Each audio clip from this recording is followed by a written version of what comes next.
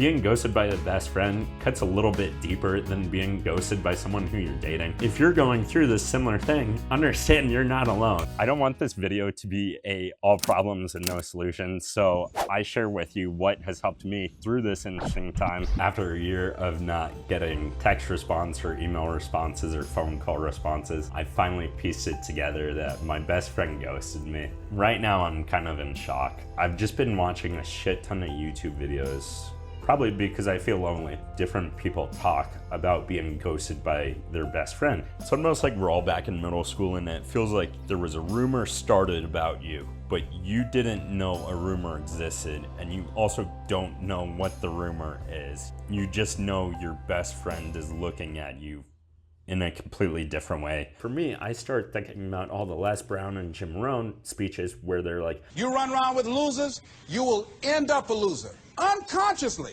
I'm like, yo, was I a negative influence on this dude? And you start to think back about past relationships that kind of ended on a weird note. And you start to wonder, like, am I that common theme? Am I the problem? It's an interesting place to be in. Because if you trust this person to be your best friend, then you kind of trust them with their judgment of who they choose to have as their own friends. And if you're not in that group, you don't really feel great about yourself. But ultimately, if you are going through this and you're reflecting about yourself, thinking those thoughts, you're not a bad person. I promise you, you're not. Because anyone who is a bad person isn't going to have that kind of self-reflection, that kind of self-critical analysis.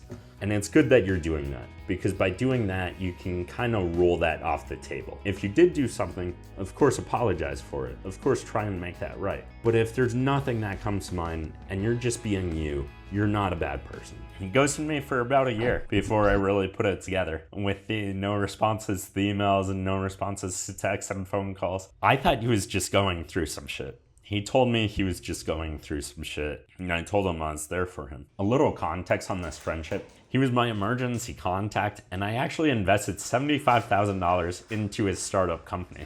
So to be ghosted by that dude,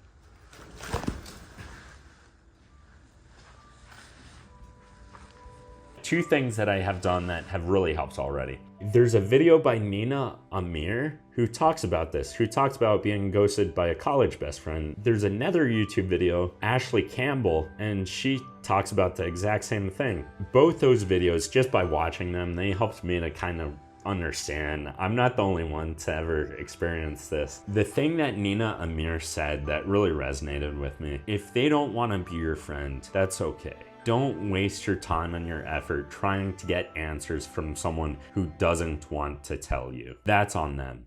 If they were a really close friend of yours, I think you deserve to get an explanation. You deserve that closure.